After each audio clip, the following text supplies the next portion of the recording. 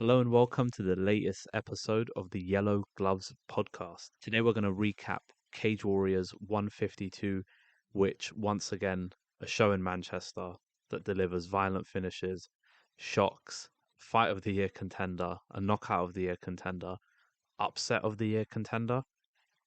Just unbelievable. It was an insane card. So many moments to talk about, so many really cool moments and just insanely memorable moments. Like there's literally a ton to talk about. Before we talk about Cage Warriors 152 and break down the fights that happened, it's worth mentioning that we did lose two fights on the day of the card. We lost Josh Reed and Liam Malloy. Unfortunately, Reed pulled out due to sickness, so best wishes and thoughts with Reed as well. And then Andy Clamp and Hassan Abdenabi was cancelled on the day of the fight. Issues with Andy Clamp, not quite sure what it was, but hope he recovers and gets well soon. Let's just get straight into it. As we always do, if you haven't listened to the pod before, top to bottom, we'll start with the main event, work our way down. And boy, was it a memorable main event. George Hardwick and Yann Liasse. George Hardwick defends his Cage Warriors belt once more. That's two title defenses now for George Hardwick. 12-1, first round knockout. And it was just sensational from George Hardwick. He's someone that if you watch him fight, he's someone that even in rounds he builds into each round. So you won't always get a rapid start from Hardwick, like the first minute or so of a fight, second minute. But once he gets his reads and once he, lets you kind of gain some confidence in the fight, he just finds a way to snatch it away from you. And I felt like that's how this Yann Liasse fight went. Hardwick started off really well, T-pin, going to the calves, loads of really nice calf kicks. Liasse was doing a good job himself of overwhelming Hardwick's high guard, and we spoke about this in the preview pod. Like Liasse, loads of submissions, obviously, clearly a very good grappler, but not a slouch on the feet, good kicker, good at distance, and we definitely saw some of that. And he was building into the fight was Liasse, and Hardwick was doing a lot of good stuff with the teeps, like I said, and the calf kicks, just getting reads on Liasse, and once he did get that read, it was just a beautifully timed right hook from George Hardwick late into the first round. I think it was at 4 minutes, 12 seconds, I think is what it got called at.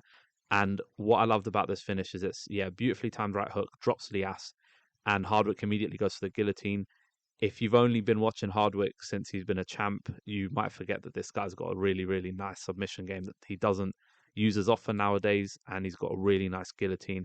And we saw that he goes for the guillotine, and like I said, what I loved was he gets the submission in, and I'm by no means a grappling expert. I've done my fair bit of grappling in the past, but I mean, it looked like Hardwick had that guillotine cinched in, right?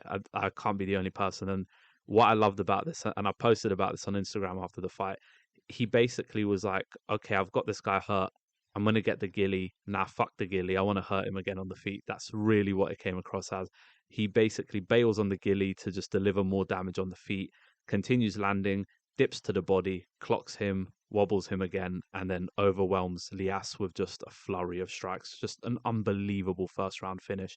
Liasse was a very live dog going into this, and I think people were kind of sleeping on Liasse. Like, this is a really, really good fighter. Cut his teeth in KSW, like we spoke about. Go watch the Adrian Gralak fight if you want to see what this man is all about.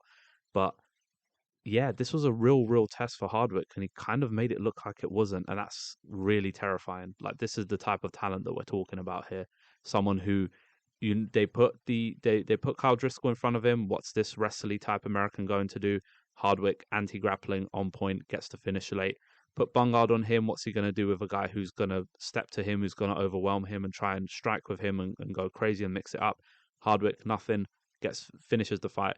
And then Liasse, someone who's more technical, someone who's crafty on the feet, someone who's dangerous on the mat. Hardwick just dispatches him in the first round. I'll keep it super simple because there isn't an insane amount to talk about this fight. If George Hardwick isn't on that July UFC card, we fucking riot.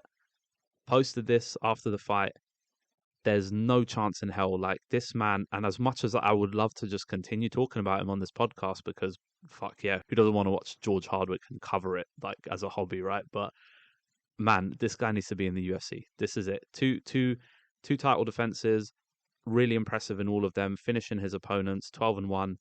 just get him signed. And I don't want to see this Contender Series bullshit with George Hardwick. You put him on the fucking card. You put him as a prelim headliner. You put him on the main card if you want to give him that bump. This guy does not need to go through that Contender Series crap to get 10k and 10k for the talent that he is, for the striker that he is, the anti-grappler that he's shown himself to be. George Hardwick is brilliant, and I just think he needs to get signed at this point. Selfishly, do I want to see him again in Cage Warriors? Hell yeah, because who doesn't want to see him fight some of the best 155ers that the promotion has at the moment that we spoke about in the last episode? Like, I want to see Hardwick and Jan Quayhagens. That would be nuts. But I also know that Hardwick could do some serious damage at 155 pounds outside of Cage Warriors. So don't want to, ramble on too much about this because it was pretty one-sided and it was just a demolition from Hardwick by the end of it. Get this man in the UFC. Don't give a crap. Just fucking do it, because he's something else. He's brilliant. I think the world of him. I said it before on the pod. In my opinion, he's one of the best Cage Warriors fighters I've ever seen, and Saturday proved that. He is one of the best talents to come through this promotion, and he deserves for the world to see him on on a big platform. So yeah, George Hardwick, 12-1, still champion. Can't wait to see what this man does next. So Dan Deutsch, Nathan Fletcher, really cool fight. We spoke about it. Fletcher, 6 days notice, madman for taking this fight, but got proven right for taking it. This was definitely a match between two grapplers. I spoke about it on the pod, and it's so funny. Like, we specifically analyzed Nathan Fletcher's back-taking game versus Dan Deutsch's active guard and his ability to submit people off his back. And lo and behold, commentators curse, whatever you want to call it. What happens? Nathan Fletcher submits Dan Deutsch off his own back. So no back-taking from Fletcher, active guard game, triangle choke. I mean, let's talk about it from top to bottom. So they started off striking, which I wasn't surprised by. Fletcher's got a really good jab. I always talk about this jab. It's a freaking beautiful jab. Deutsch is the first that decides to shoot, though. Like, he's the first who decides to grapple. Fletcher rolls through, and then Deutsch retained position against the fence. Eventually, Fletcher found himself on top halfway through the round, went for the head and arm choke. Deutsch defended it and hung in there exceptionally well, really. Like, I thought he was going to go out, held his hand to give himself some leverage, or held his arm even to give himself some leverage, and eventually battled out of the choke. And then Fletcher was in mount, teeing off on Deutsch. Deutsch rolled away to get on top and found himself in a triangle. It was just an unreal finish. We spoke about the backpack versus the guard game of one and the other, and then it just happened to occur in reverse. It's absolutely mental. But Fletcher, this is the thing about Fletcher. Like, yes, he's a submission extraordinaire, but when he gets you on the ground, he's trying to inflict damage, and sometimes that damage isn't just to put you out of there; it's to distract you from what's coming, and what's coming is a submission. Deutsch panicked, rolled, found himself on top, but in doing all of that so hastily and lacking the defensive nous, I guess, to go with someone like Fletcher. Fletcher just put that triangle choke up. He threw that up so quickly. It was and we saw some really good subs on this card. One that we'll talk about from the prelims that I really, really liked. But we saw good submissions, and this was one of them. Nathan Fletcher, Next Gen MMA. Yes, did he have slip on that banana peel? In that title match that he had for the vacant bantamweight belt with Dominic Wooding? Yes, he did. Of course he did, and he'll be the first to say it. He was doing well in that fight until he wasn't. I mean, at 8-1, this guy's still a mega prospect, in my opinion. Next Gen MMA had a really good card in general. Obviously, we'll talk about some of the one unfortunate moment they did have, but Fletcher definitely leads the pack for me out of that camp. Obviously very high, as you all know, on Riley and on Cullen. But I think Nathan Fletcher he's terrifying. I said it before and I'll say it again. He's 135 Jordan Vucenic. And I mean that with the utmost respect, and not to demean Nathan Fletcher's other qualities that he has that Vucenic might not have, and vice versa. But definitely feels like that kind of fighter, someone that you probably might see go down the Dana White Contender Series route at some point. I think he's definitely well in with a shot at gold again. Really cannot wait to see how the Dylan Hazan Loughran fight goes in Rome. Wouldn't mind seeing Nathan Fletcher step in there potentially to get a crack at that belt, whoever wins. Very excited for that. Dan Deutsch, though, obviously didn't go how he would have wanted, ending in the first round by submission.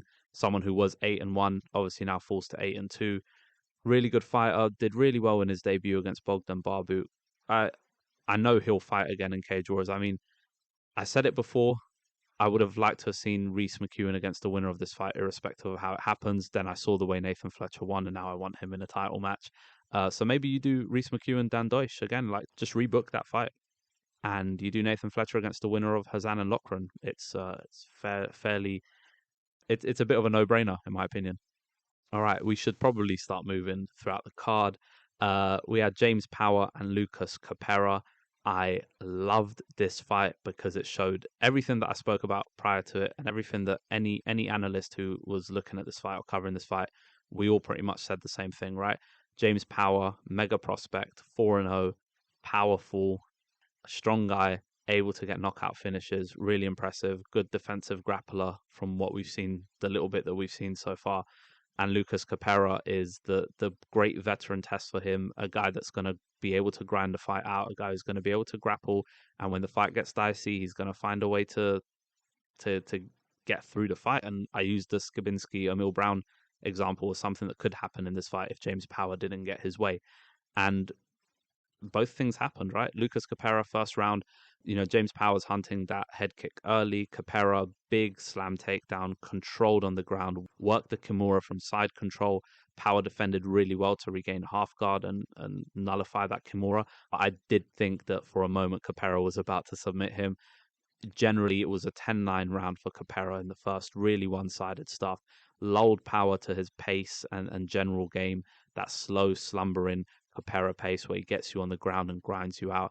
And it looked like maybe James Power was gonna succumb to his pressure. Second round though, Power really, really light on his feet. Didn't let the first round kind of dissuade him. Didn't have his shoulders down. Still looked ready to fight. Comes in, really nice left hand, loads of quick calf kicks, and Kopera started trying to push him up against the cage. And then Power out of nowhere just sneaks in this little elbow that you wouldn't have even thought twice. Like you wouldn't have even spotted it if it wasn't about to be a massive talking point, because he just sneaks it in there. It's a little strike, and then you start to see some blood. And I'm thinking, okay, cool. Maybe there's been a bit of a head clash. Maybe there's been a bit of maybe an elbow did sneak in somewhere. A little bit of blood. I didn't think much of it. 20 seconds later, Kopera is literally just wearing a mask of blood on his face. It was absolutely insane. It was a stepping elbow that did it, just sliced Kopera open. It was gorgeous. Like, we're all freaks for enjoying this shit, right? So we can revel in our freakishness. I love fights like that. It immediately had me thinking of other bloodbaths we've seen in Cage Warriors, not least of which the Houston and Dalby fight, which we always talk about and is one of my favorite Cage Warriors fights. Definitely harkened back to that. It was just a crimson mask that Kopera was wearing on his face. And then Power just started to take over late in the round and gets it, in my opinion, 19-19. And at this point, I think I even tweeted, we're about to see James Power go to the third round for the first time in his career. As I was typing that, I then look at Kopera, and the broadcast is on Kopera, and it looks like he doesn't look comfortable on the stool. And then before you know it, the camera just pans to James Power, and James Power's like jumping on the cage and celebrating. So I don't think we got an official. There was no doctor stoppage. There was nothing. And I don't think the corner threw in the towel. I think that Kopera quit on his stool. I'm never going to be the guy to sit here and call out a fighter for quitting in a fight. I was very much against all of the people that were shitting on Max Roshkopf, who obviously now has some fights under the Cage Warriors banner. But when he was in the UFC, famously quit on his stool when he was, I think, Austin Hubbard maybe was putting a bit of a pasting on him. It is what it is, man. Like some days you're feeling it, some days you're not. To make a guy like Kopera quit, a almost 20 fight veteran who's been in some hard nosed fights, that if that isn't a sign that James Power is the real deal, I don't know what is. Very, very impressive performance. With these types of fights, I always worry. Round one, it was all Kopera, and you think maybe James Power's going to succumb to Kopera's game. He's going to struggle. It's going to break him mentally. None of that. He came out in the second round bouncing as if he hadn't just lost the first round. Really good, super confident fighter, super powerful fighter. I'm going to be looking out for those elbows in future fights that he has, because the way he snuck that in, nice step in elbow, and he's just someone who's ready to do damage, and that's my favorite type of fighter. So James Power, props to you, 5-0. sky's the limit for him at 155, really is. And now we move on to the Dimitri Gerlin fight against Adam Cullen. Boy, was this absolutely insane. I think Gerlin might have been the biggest underdog on the card. My peoples who enjoyed the bettings will be able to tell me otherwise, but it looked like to me kind of covering the card prior to it happening. I believe Gerlin was the biggest underdog on the card. Adam Cullen, obviously, next gen MMA guy, really talented submission artist, heavy handed, 6-0 going into this fight. Someone that I was immediately talking about being in title contention, and he definitely was going into this fight. I spoke about it in the pod. Cage Warriors do not recruit cans from Italy. Like right now, what they're doing in Italy is mad. And props to Ian Dean for the matchmaking throughout this card, but this fight in particular, because I'll be honest, I didn't know who Dimitri Gerlin was when this fight got booked. Went and watched this fight, looked pretty good, looked like someone who might be able to grind out Cullen. And I think I spoke about him taking Cullen. Potentially, we'd see Cullen go the distance for the first time in his career. And we almost got there until we didn't. But starting from the first round, Cullen immediately went for the takedown. 20 seconds in, beautiful Uchimata as well. One for my judokas. Like he gets this really nice Uchimata. I think like 40 seconds or so into the fight when Gerlin pops back up from the takedown. Gerlin went hunting for the guillotine. Cullen defended really smartly with the shoulder pressure into the neck, which I really liked, which forced Gerlin to disengage from the grappling exchange. That was all Gerlin's round, though. After a while, he had a lot of ground control. There wasn't much by way of damage. You'd have to probably score it to Gerlin. I had it 10-9 to the Italian. Second round was the first time that Cullen had ever seen a second round in his career, so we were already in uncharted territory. Cullen was really letting his hands go and landing on Gerlin. I think he realized that the grappling might not be there for him on the night. Gerlin did land a really nice overhand right on Cullen. Cullen seemed a bit kind of not wobbled or anything, but when someone gets hit and they look like they didn't like it. Gerlin then gets the fight to the ground, really busy on top, nice elbows, shoots for the guillotine, found himself on his back. Cullen defended the whole submission sequence really well, but Gerlin looked really, really good in this fight, like terrifyingly good, like someone we need to keep our eyes on at 155 pounds, immediate player in the division. Cullen defended both gillies really well in both rounds, but generally, if we're talking control and someone who was actively trying to finish the fight, it was another Gerlin round 2018, very clearly to me. And then, here I am tweeting again. I'm like, this is now the longest fight of Cullen's pro and amateur career. And 20 seconds into the third round, Gerlin just bolts Adam Cullen. It was just unbelievable, just like a picturesque knockout. I think he feints the left. I don't know. I don't want to give him too much, technical rub, because I don't know that he feinted the left. I think he threw the left. Might have pulled it when he realized that the right had opened up, because it's almost a feint. It's not. In fact, I'm going to cross everything out that I've said. It's not a feint. Throws the left, pulls it just as he realizes that the opportunity is there for the right. Goes for the right hand, and it was just gross. It was gross seeing Cullen down for as long as he was, seeing them put the oxygen mask on him. It's not, these aren't moments we tend to see the cameras focus on in MMA. And it's something, if you've attended live MMA events, you know that this shit happens, right? And when they've got the oxygen mask on Cullen and he's down for, I want to say it was almost like 4 or 5 minutes that Cullen was down. And I just thought, this looks really, really bad. And it happens when someone gets knocked out for the first time.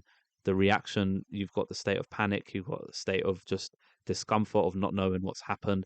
And when you also get hit that hard, like Gerlin just, he just demolished Cullen with that strike.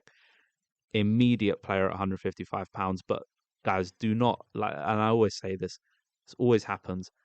Just because Cullen's lost here, don't go turning on fighters and not thinking that he's not as good as we thought he was.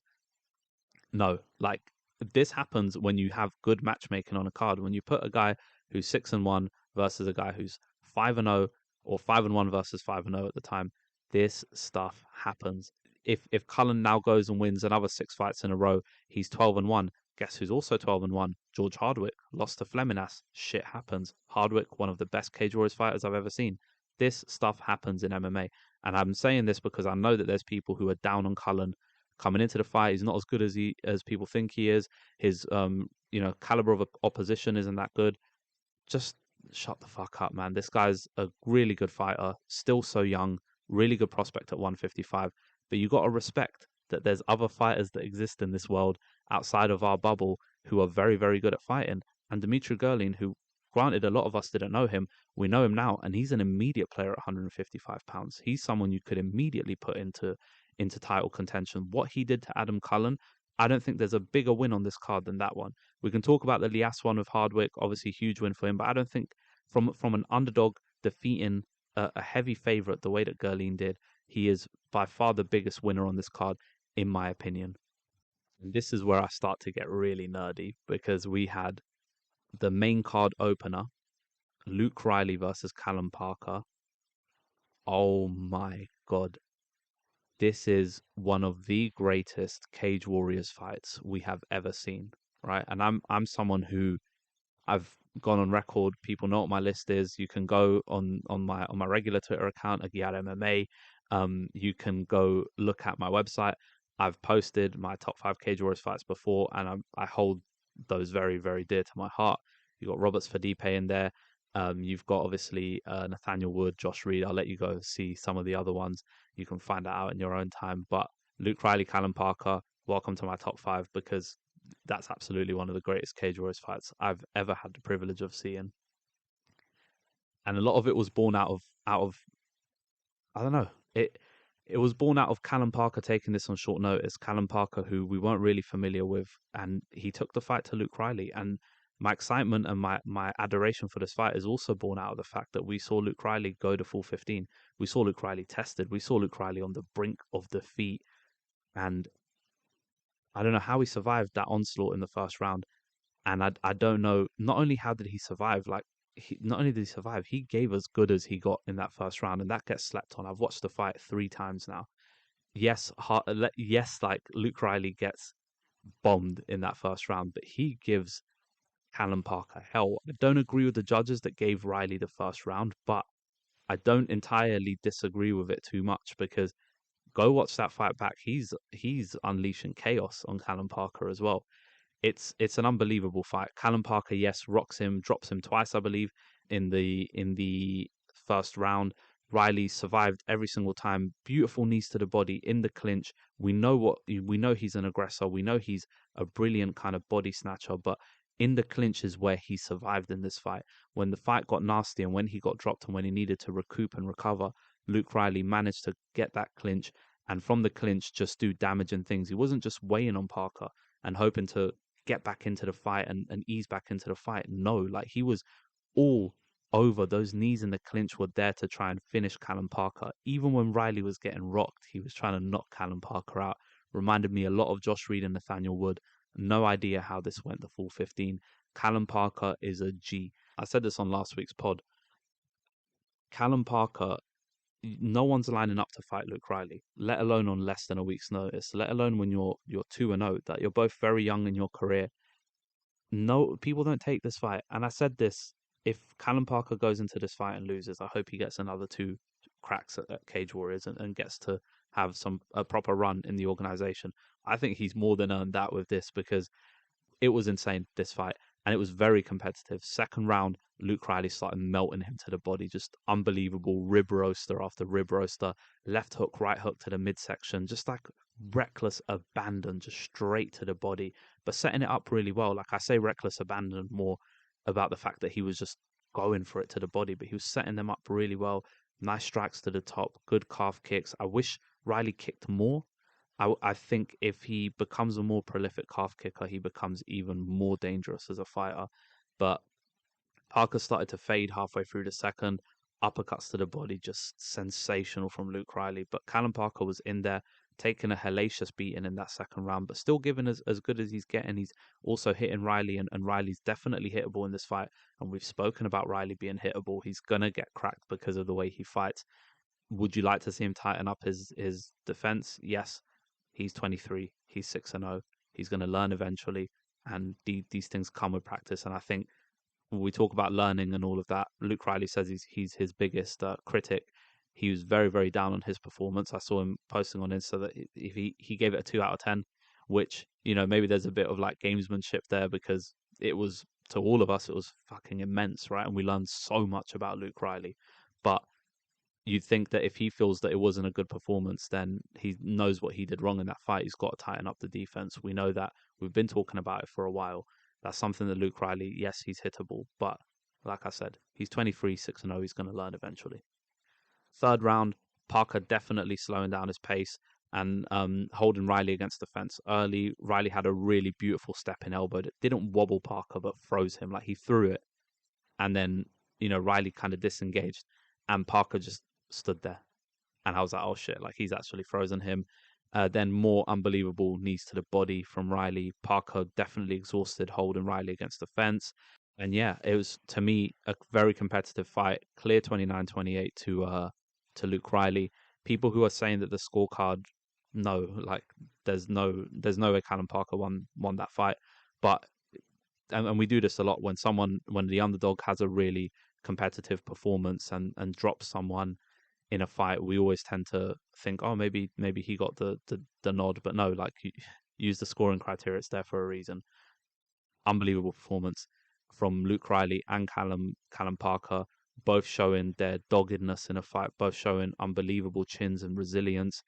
Kallum Parker's probably going to be pissing blood for like the next month, because what Luke Riley hit him with would have melted what's melted all his other opponents. So I don't know what Kallum Parker's midsection is made of, but get me on whatever diet he's on. Fight of the year candidate, round of the year candidate. I'll be shocked if there's a fight better than this one this year. Our prelim headliner was one of the fights I was most looking forward to, Madars Fleminasse versus Alexei Mantikivi. Really, really fun fight. Not the barn burner we were hoping for, not the madness and wild nature that we know both of these guys to kind of carry around with them in the cage. It was Fleminasse's birthday, so belated happy birthday to one of my favorite fighters under the Cage Warriors banner. Not a crazy amount to say about this fight. Fleminasse, awkward jab, kicking game nice and early. Eventually, it wasn't an awkward jab, and it was just a beautiful jab, like, just beautiful technique, spearing the jab. Very tentative first few minutes. Both fighters definitely respecting themselves, but Fleminasse turning up with the jab. I think Mantikivi, when he finally made the read on Fleminasse's movement, it was too late. It was like we were like halfway through the third round, and he definitely hurts Fleminasse with a shot over the top in the third round. Fleminasse shot out of desperation and survived, thankfully for him. Right hand behind the jumping knee from Fleminasse. I'll never get tired of that. Throws it all the time. It's beautiful. Mantikivi did get closer and closer in that third round, like I said, but figured Fleminasse out too late. By that point, his face had been jabbed over and over and over and over again. 30-27, clean, clear victory for the Latvian Express. I'm just saying, someone that we could see fight Reese McKee for the strap once you want to see how Oban Elliott's fight goes. I wouldn't mind seeing Fleminasse in there at some point. Elsewhere on the prelims, we had Yann Davis versus Dec Dean. I told people Davis is a crazy prospect. Cage Warriors debut. Yes, he's 27, 2-0. Probably not as young as you'd like to see a 2-0 fighter. Obviously 3-0 now, but it doesn't matter. Nice amateur career. Unbelievable fighter. And what did I tell you guys for the pod? Watch out for this guy's grappling. He was sensational on the ground against Dec Dean. Dec Dean definitely game. Definitely probably didn't give an account of himself that he would have liked, and he'll definitely get another shot in Cage Warriors. But this was all Davis, man. Like, dropped Dean early, took the back so quickly. I go back and watch that. The way he takes Dec Dean's back so rapidly is terrifying. That someone can just transition to a back mount so quickly. Dean then has a moment where he tries to take Davis's back in return, but gets himself in an awful position. Davis then threw two really nasty knees.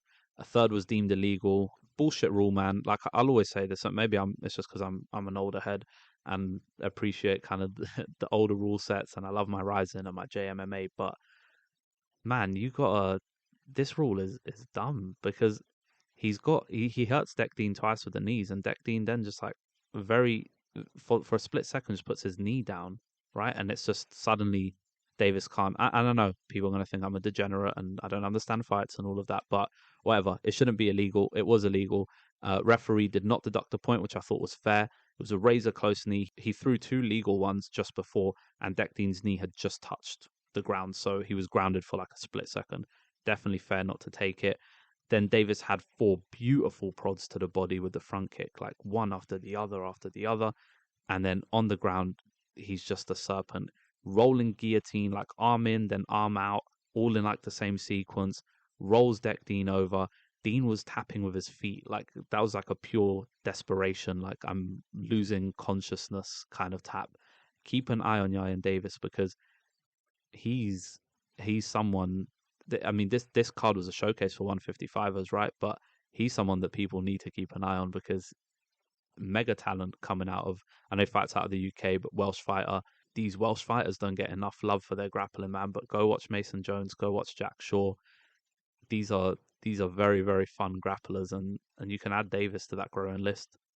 We then had our big old revenge rematch thingy-mabob, 7 years in the making. Chris Bungard versus Gavin Hughes.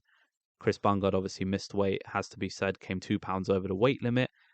Someone who is struggling to make 155, so probably there's a move up to 170 in his near future. Very a dogfight 100%. Like I will say that outright. It was a weird fight, but it was definitely a dogfight. You could tell neither fighter wanted to lose, and there was a lot of animosity you could feel in the cage. The face off was brilliant. Once I saw the face off, I was like, I can't wait for these guys to scrap. Gavin Hughes did a lot of clinching, a lot of holding Bungard against the fence, which was effective to an extent, but you need to, those shoulder strikes and those elbows from Chris Bungard basically won him the fight.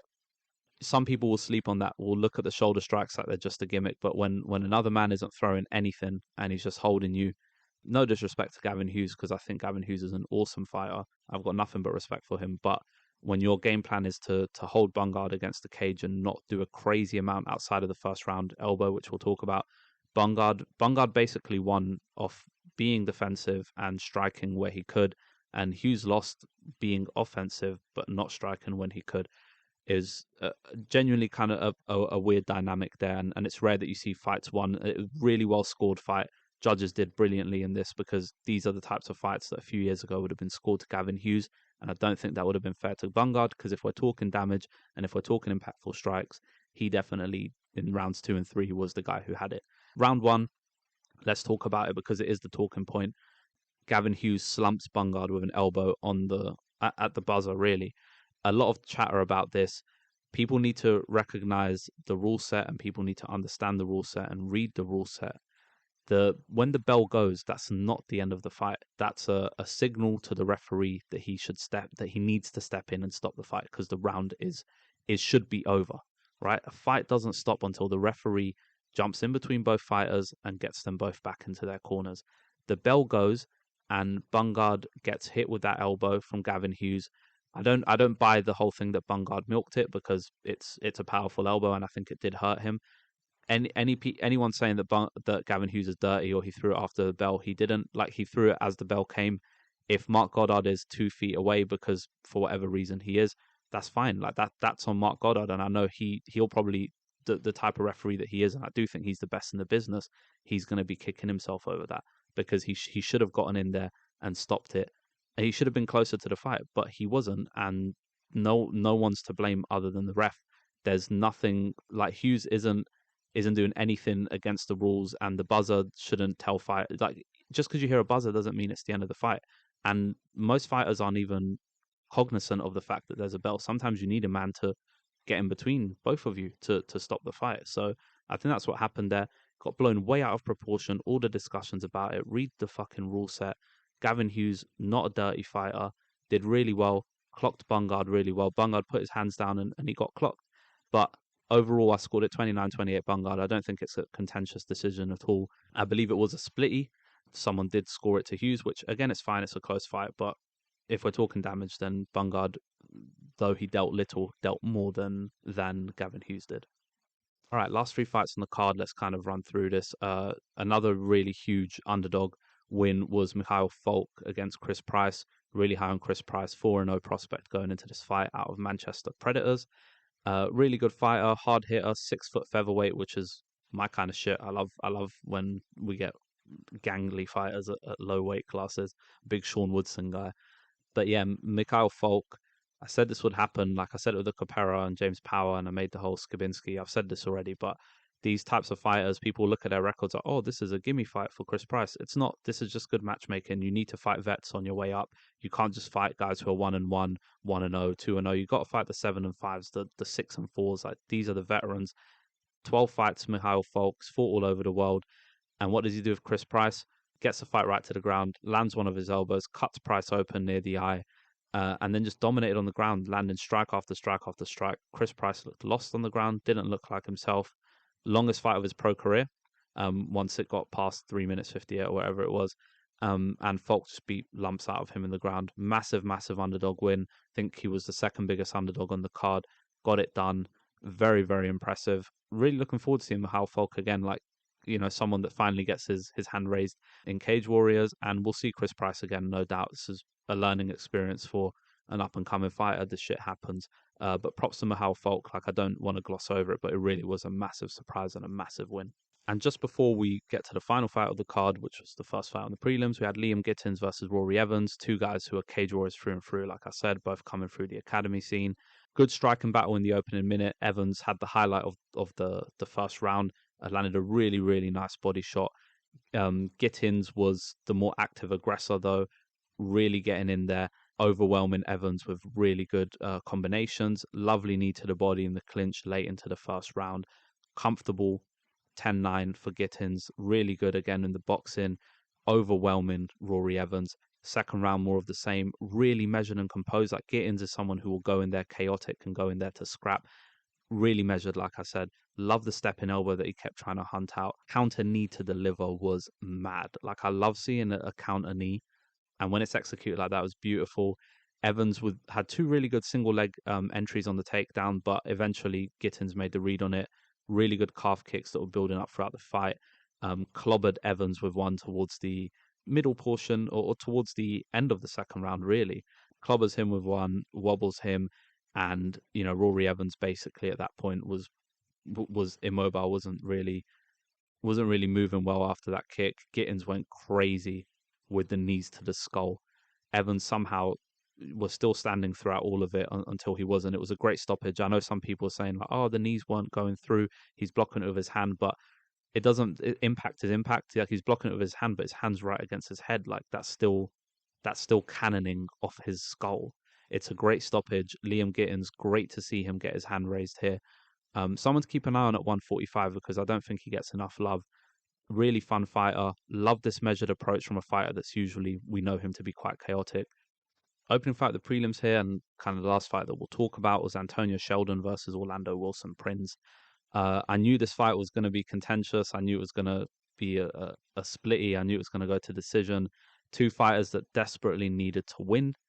I personally scored the fight 29-28 Prinz. I felt like he pulled away after round one. Round one, loads of fence hugging from Sheldon, smothering Prinz against the cage. Prinz's takedown defense was solid, wasn't really able to dissuade Sheldon from smothering him, though. Prinz did have a nice front kick and glancing head kick to end the round, but it was largely uneventful. 10-9 easy for Sheldon. Rounds 2 and 3, I just felt that Prinz, he had his hands down. He was dancing at one point while Sheldon was hugging him against the fence. Prinz did really well checking the leg kick. I didn't see anyone talking about it, but Sheldon was hunting the calf kick, and Prinz was just doing well to just fold his leg out of the way or just check the leg kick. Really, really good stuff. Prinz landed some good shots halfway through the round off the fence, in the second round, that is, and Sheldon was just walking into Prinz's jab, just constantly trying to be the aggressor, but not really having the defensive capabilities or the head movement to work his way into range. And I think once Orlando Wilson Prinz made the reads, like you saw in the second and third round, it then became kind of plain sailing. Third round, Prinz again, the aggressor in that round. Nice left hook to the body, left uppercut landed to the head, which was really good. Leg kick checking again was brilliant, digging to the body nicely. Sheldon started bleeding quite profusely from an elbow from Prinz on the feet.